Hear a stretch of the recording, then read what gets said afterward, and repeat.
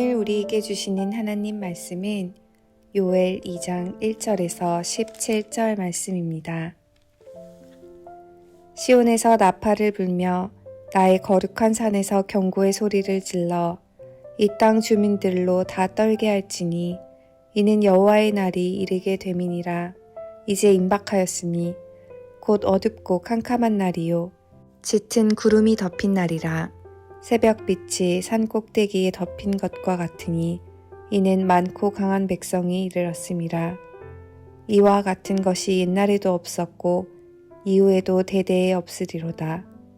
불이 그들의 앞을 자르며 불꽃이 그들의 뒤를 태우니 그들의 예전의 땅은 에덴 동산 같았으나 그들의 나중의 땅은 황폐한 들 같으니 그것을 피한 자가 없도다.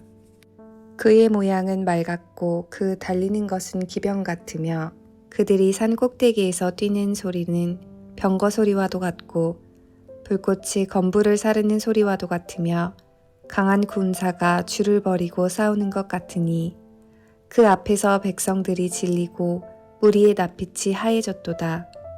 그들이 용사같이 달리며 무사같이 성을 기어오르며 각기 자기의 길로 나아가되 그 줄을 이탈하지 아니하며 피차에 부딪히지 아니하고 각기 자기의 길로 나아가며 무기를 돌파하고 나아가나 상하지 아니하며 성중에 뛰어들어가며 성 위에 달리며 집에 기어오르며 도둑같이 창으로 들어가니 그 앞에서 땅이 진동하며 하늘이 떨며 해와 달이 캄캄하며 별들이 빛을 거두도다. 여호와께서 그의 군대 앞에서 소리를 지르시고 그의 진영은 심히 크고 그의 명령을 행하는 자는 강하니 여호와의 날이 크고 심히 두렵도다.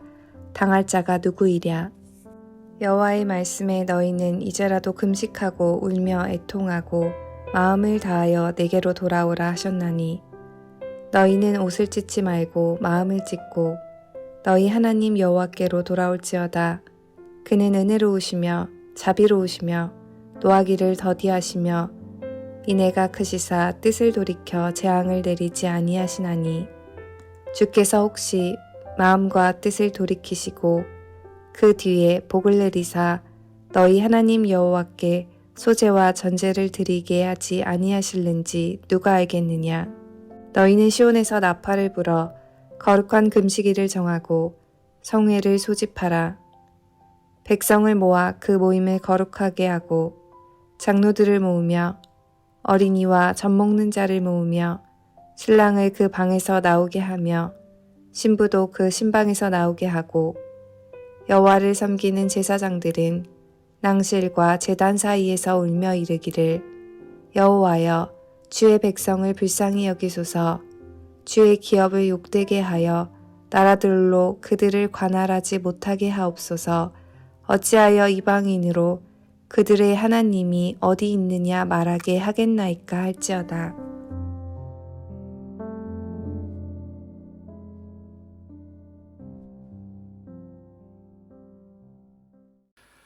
여호와의 날은 하나님이 대적을 물리치시고 이스라엘에게 승리를 주시는 날을 지칭하는 표현으로 자주 쓰입니다.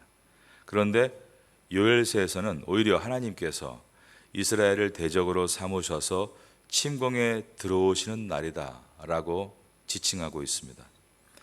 하나님께서는 과거 이스라엘 백성을 붙잡고 놓아주려 하지 않았던 애굽을 심판하실 때 메뚜기의 재앙으로 그리고 흑암의 재앙으로 애굽을 심판하셨습니다. 그런데 요엘서에서 하나님께서 애굽이 아닌 이스라엘 백성을 메뚜기와 같은 흑암과 같은 강력한 재앙으로 심판하시겠다라고 하신 것입니다. 오늘 본문의 첫 절인 요엘서 2장 1절과 2절을 봅니다. 시온에서 나팔을 불며 나의 거룩한 산에서 경고의 소리를 질러 이 땅 주민들로 다 떨게 할지니 이는 여호와의 날이 이르게 됨이니라. 이제 임박하였으니 곧 어둡고 캄캄한 날이요 짙은 구름이 덮인 날이라. 새벽빛이 산꼭대기에 덮인 것과 같으니 이는 많고 강한 백성이 이르렀음이라. 이와 같은 것이 옛날에도 없었고 이후에도 대대에 없으리로다. 1장에 나와 있던 메뚜기의 재앙과 2장 2절에 나오고 있는 이 흑암의 재앙은 메뚜기 떼와 같이 그리고 시커먼 흑암과 같이 진격해 들어올 바벨론의 군대를 예언하고 있습니다. 하나님께서 적군을 들어서 이스라엘을 치시는 장면은 마치 옛날에 하나님께서 소돔과 고모라를 불로 심판하신 것과 같을 것이다 라고 했습니다. 3절입니다. 불이 그들의 앞을 사르며 불꽃이 그들의 뒤를 태우니 그들의 예전의 땅은 에덴 동산 같았으나 그들의 나중의 땅은 황폐한 들 같으니 그것을 피한 자가 없도다. 바벨론 군대의 침공이 얼마나 대규모이고 조직적인지 쳐들어오면서 서로 부딪히지도 않고 아주 신속하게 물길을 따라 쳐들어오듯이 들어온다라고 했습니다. 8절과 9절을 보겠습니다. 피차에 부딪히지 아니하고 각기 자기의 길로 나아가며 무기를 돌파하고 나아가나 상하지 아니하며 성중에 뛰어들어가며 성 위에 달리며 집에 기어오르며 도둑같이 창으로 들어가니 이처럼 이스라엘은 주전 605년 여호야kim 왕 때 바벨론에 의해서 아주 신속하게 점령을 당했고 두 번째 침공이었던 주전 597년 여호야긴 왕 때는 왕도 포로가 되어 바벨론으로 끌려갔습니다. 그리고 마지막 세 번째 침공이었던 주전 586년 시드기야 왕 때는 왕의 두 아들이 왕의 보는 앞에서 죽임을 당했고 왕은 두 눈이 뽑혀서 바벨론의 포로로 끌려갔습니다. 요엘서의 예언대로 다 이루어진 것입니다. 그렇다면 예언서인 요엘서는 이런 일들이 무조건 다 이루어질 것이니 너희들은 이제 그 운명을 받아들이라 라고 주신 말씀인가? 그렇지 않습니다. 하나님께서 앞으로 임할 심판을 미리 말씀하시는 이유는 회개하여 심판을 받지 않게 하시는 것에 목적이 있는 것입니다. 그러므로 하나님께서는 그 시대마다 선지자들을 세워서 하나님의 심판을 미리 알리시고 회개하도록 인도하신다. 바로 이것이 오늘 본문의 메시지입니다. 2장 1절을 다시 보겠습니다. 시온에서 나팔을 불며 나의 거룩한 산에서 경고의 소리를 지르라 라고 되어 있습니다. 하나님은 주의 종 선지자들을 불러서 나팔을 불며 경고의 소리를 지르라 라고 말씀하시는 것입니다. 심판의 날, 여호와의 날이 임한다는 것입니다. 예전에 모세 시대 때 하나님께서 애굽을 심판하실 때 어떻게 되었습니까? 10가지의 재앙으로 애굽이 완전히 황폐해버리고 말았습니다. 그런데 그 하나님께서 바벨론 군대를 세우셔서 이스라엘을 심판하신다면 이스라엘이 어떻게 되겠는가? 11절입니다. 여호와께서 그의 군대 앞에서 소리를 지르고 즉 그 당시에 신생국이었던 바벨론을 들어서 이스라엘로 끌고 들어가신 분이 바로 하나님이시다라고 되어 있는 것입니다. 여호와께서 그의 군대 앞에서 소리를 지르시고 그의 진영은 심히 크고 그의 명령을 행하는 자는 강하니 여호와의 날이 크고 심히 두렵도다. 그 다음 보니까 당할 자가 누구이랴. 하나님께서 이렇게 앞으로 미래에 있을 하나님의 심판을 선지자 요엘을 통해 미리 이스라엘에게 말씀해 주셨습니다. 미리 말씀하시는 이유는 오직 한 가지입니다. 그런 운명을 맞게 될 것이니 그런 줄 알고 그냥 숙명으로 받아들이라 라고 하시는 것이 아니라 그런 운명을 맞지 않도록 회개하고 돌아오라는 것이었습니다. 그 말씀이 12절 이하의 말씀인 것입니다. 여호와의 말씀에 너희는 이제라도 금식하고 울며 애통하고 마음을 다하여 내게로 돌아오라 하셨나니. 여기서 돌아오라, repent, 바로 이것이 회개라는 뜻입니다. 회개는 하나님을 떠나 죄악의 길을 걷고 있는 것을 방향을 돌이켜서 하나님께로 돌아오는 것을 말씀하는 것입니다. 하나님께서는 옷을 찢지 말고 마음을 찢으라고 말씀하셨습니다. 13절입니다. 너희는 옷을 찢지 말고 마음을 찢고 너희 하나님 여호와께로 돌아올지어다. 그는 은혜로우시며 자비로우시며 노하기를 더디하시며 이내가 크시사 뜻을 돌이켜 재앙을 내리지 아니하시나니. 그 당시에 슬픔의 회개를 할 때 옷을 찢고 머리에 재를 뒤집어 썼습니다. 그런데 하나님께서는 그런 어떤 행위를 하고 어떤 모습을 하는 형식이 아니라 마음으로 깊이 돌이키는 회개를 원하셨습니다. 예수님께서 가장 경멸하셨던 것이 유대인들의 외식이었습니다. 외식은 겉과 속이 다른 상태를 말합니다. 본질이 없는 거칠에는 아무 의미가 없다는 것입니다. 마음을 찢는다는 것은 무슨 의미입니까? 상한 심령이 된다는 뜻입니다. 자신이 죄인인 것을 아파하고 자신이 지은 죄로 인해 괴로워할 줄 아는 것입니다. 우리는 예수님의 십자가의 공로로 죄를 용서함 받았습니다.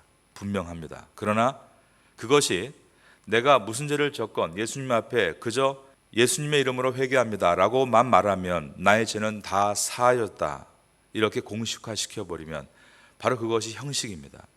바로 그것이 마음을 찢지 않고 옷을 찢는 가짜 회개인 것입니다. 내가 남을 아프게 하는 죄를 지었습니다. 그런데 말씀을 읽고 깨달으면서 내가 죄인인 것을 알게 되었고 내가 남에게 준 상처로 인해서 너무나 내 마음이 아프고 괴롭다면 바로 그것이 바른 회개의 시작입니다. 그것을 위해서 기도하게 되고 그러고도 상대방이 준 상처가 너무나 미안하고 괴로워서 그에게 찾아가서 진심으로 용서를 구하고 내가 손해를 끼친 부분에 대해서는 삭개와 같이 4배로 갚겠습니다. 겸손하게 그리고 넉넉하게 그의 아픔을 위로하는 것. 바로 그것이 진정한 리펜트, 돌이키는 것입니다. 하나님은 형식적인 예배를 받지 않으신다는 것을 우리가 기억해야 합니다. 14절을 보겠습니다. 주께서 혹시 마음과 뜻을 돌이키시고 그 뒤에 복을 내리사 너희 하나님 여호와께 소제와 전제를 드리게 하지 아니하실는지 누가 알겠느냐. 이스라엘 백성들은 하나님께 번제물을 드리며 회개했습니다. 그러면 하나님께서 이 14절과 같이 그 소제와 전제를 받으셨을까요? 받지 않으셨습니다. 왜냐하면 그들의 제사는 형식적으로만 한 회개였기 때문입니다. 바벨론이 2차 침공을 해서 여호야김 왕을 끌고 가고 3차 침공을 해서 시드기야 왕의 2눈을 뽑고 끌고 갈 때까지 그들이 어떻게 했는가? 왕을 비롯한 모든 이스라엘 백성들이 우상을 숭배했습니다. 마지막 망할 때까지 죄악 가운데 있었던 것입니다. 그들은 희생제물을 드리며 하나님께 회개하는 것처럼 행동했지만 그 내면은 여전히 죄악에서 돌이키지 않았고 과거와 전혀 다를 바가 없었다는 것입니다. 오늘 본문에 아주 중요한 구절 하나가 나와 있습니다.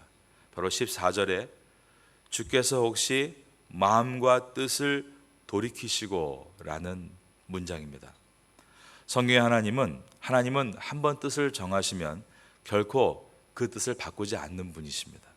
성경에는 하나님께서 하시지 못하는 것 2가지를 소개하고 있는데 하나는 하나님은 거짓말을 하실 수 없고 또 하나는 한번 정하신 뜻을 바꾸실 수 없다라고 되어 있습니다. 여러분께 히브리서 6장 17절과 18절을 읽어드리겠습니다. 하나님은 약속을 기업으로 받은 자들에게 그 뜻이 변하지 아니함을 충분히 나타내시려고 그 일을 맹세로 보증하셨나니 이는 하나님이 거짓말을 하실 수 없는 이 2가지 변하지 못할 사실로 말미암아 앞에 있는 소망을 얻으려고 피난처를 찾는 우리에게 큰 안위를 받게 하려 하심이라. 하나님은 자신의 약속을 자신의 맹세로 보증하십니다. 그래서 그 뜻은 절대로 바뀌지 않는 것입니다.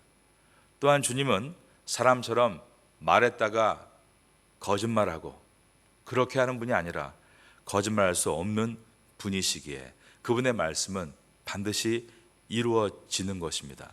그런데 오늘 본문 2장 14절에서는 주께서 혹시 마음과 뜻을 돌이키시고 라고 되어 있습니다.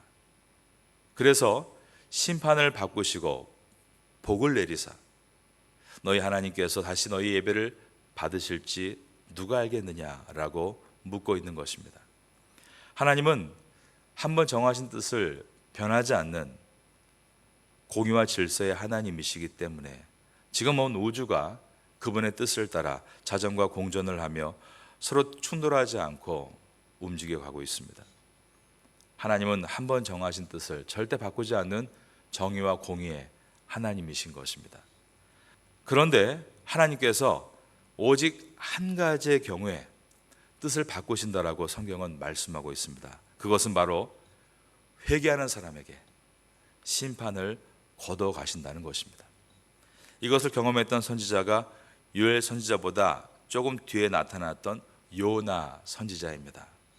요나 선지자는 하나님께서 회개하는 자에게 뜻을 바꾸시는 분이라는 것을 잘 알고 있었습니다. 그래서 장차 이스라엘을 침공할 아수르의 수도 니느웨에 가서 심판의 메시지를 전하라고 하실 때 그는 하나님의 명령을 거부하고 니느웨가 아닌 반대길인 다시스로 가기 위해 배를 탔습니다. 하지만 주님께서는 바다 한가운데서 풍랑으로 요나에게 돌아오라라고 말씀하셨고, 요나는 자신의 죄를 회개하고 하나님의 명령을 따라 아수르의 수도인 니느웨에 갑니다. 그리고 하나님의 뜻인 이제 40일이 지나면 니느웨는 무너지리라 심판을 선포했던 것입니다. 그런데 니느웨에 사는 사람들은 왕을 비롯해서 아주 작은 어린아이에 이르기까지 모든 백성이 하나님 앞에 회개하는 것이었습니다. 그러자 하나님께서는 니느웨를 심판하시겠다는 뜻을 거두셨습니다. 그러므로 요나는 자신이 말한 대로 니느웨가 망하지 않고 구원을 얻게 되자 심통이 나서 중동의 뜨거운 햇볕에 죽으려고 앉아 있었습니다. 그러자 하나님께서 요나를 사랑하시고 삽시간에 박넝쿨을 크게 자라게 하셔서 요나의 머리를 시원하게 덮어주셨습니다. 그리고는 그 박넝쿨을 벌레가 갉아먹게 하셔서 금세 시들게 하셨습니다. 요나는 또 악을 쓰며 나를 죽여달라고 원망의 소리를 합니다. 바로 그때였습니다.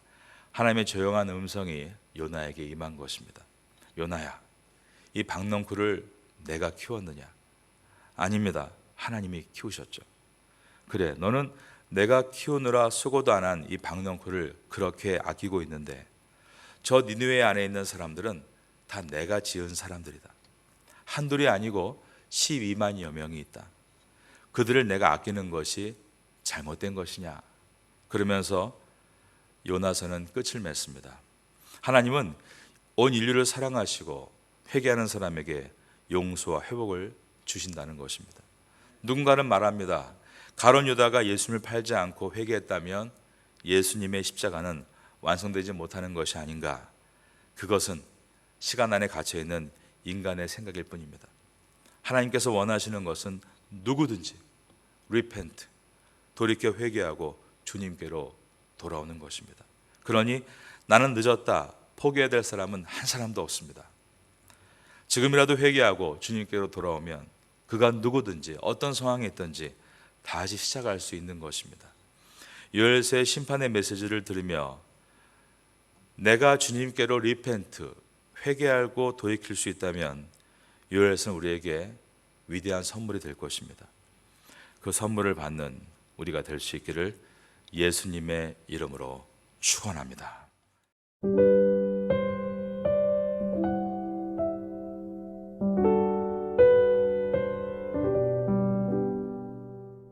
지금은 함께 기도하는 시간입니다. 2월의 공동기도 제목은 첫째, 모든 성도가 마가복음과 요엘서, 생명의 삶 큐티를 통해 신앙의 기초를 다지게 하소서. 둘째, 주일, 새벽, 금요 예배 말씀을 통해 거룩이 회복되게 하소서. 셋째, 각 구역 예배가 말씀으로 시작되고 말씀으로 깊어지는 사랑의 공동체가 되게 하소서. 넷째, 태국 예배부가 말씀으로 일어나게 하소서. 말씀을 붙잡고 기도하는 귀한 시간 되시기를 소망합니다.